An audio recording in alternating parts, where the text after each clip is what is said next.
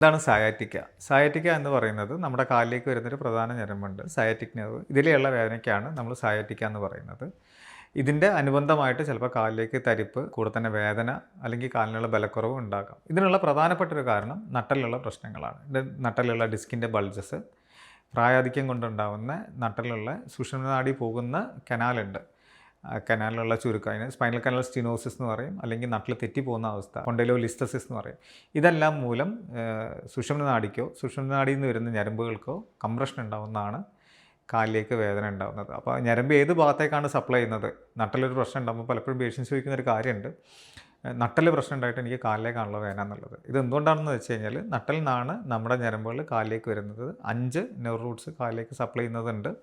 അപ്പോൾ ഏത് ഞരമ്പിനെ കംപ്രസ് ചെയ്താലും ഈ സയാറ്റിക് നെർവിൻ്റെ അതിലെയുള്ള വേദനകൾ ഉണ്ടാകും.